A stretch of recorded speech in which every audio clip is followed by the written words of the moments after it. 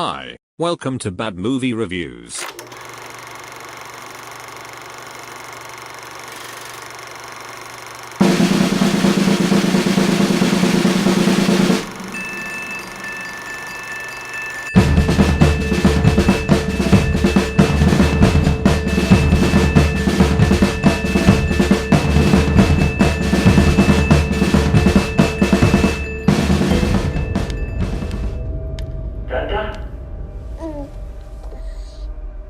She's mine.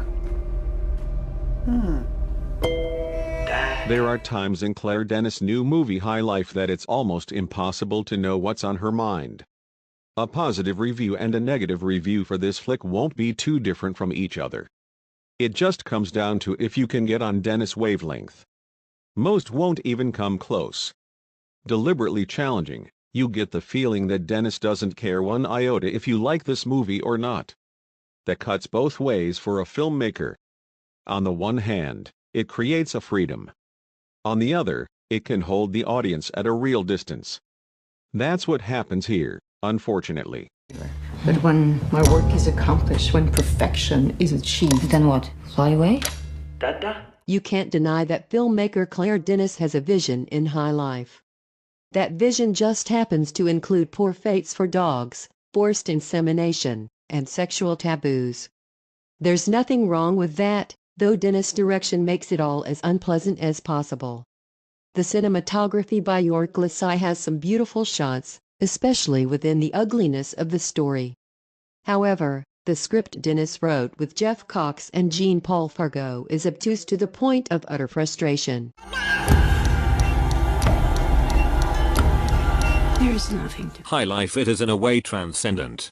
It has broken through to a new kind of awful that was previously inaccessible to humanity.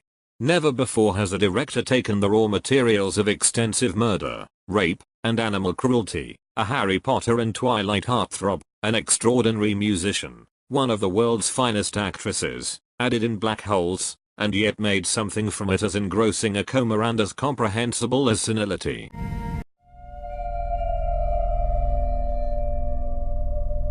Since we left the solar system. Right from the start, the aesthetic is ugly and inconsistent.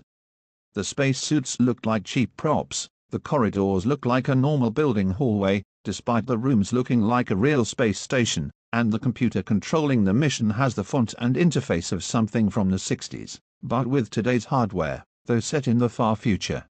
It would almost seem like a deconstruction of 2001, as if to subvert the meticulous attention to detail and homicidal computer at the core of the grandfather of the genre, except that it never follows through.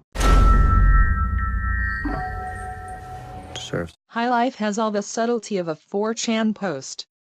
It is calculated to outrage, yet done so very incompetently.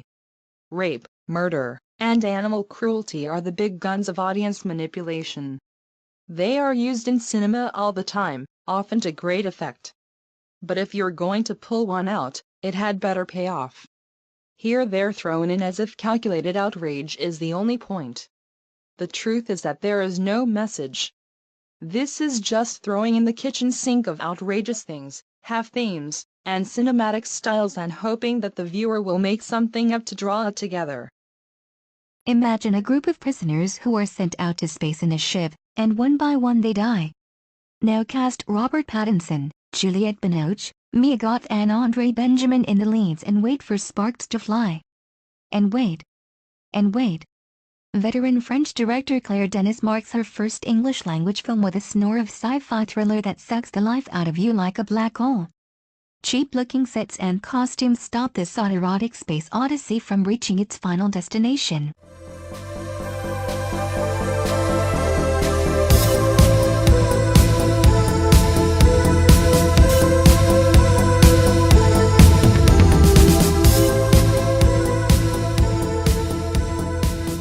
Denis's eye is as interesting as ever, but the story is not.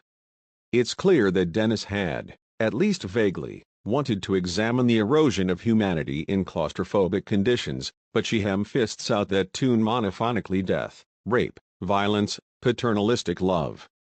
Baffling, non-linear to the point of near schizophrenia, and despite all of the computer technology, sadly resistant to any kind of production design you could call innovative.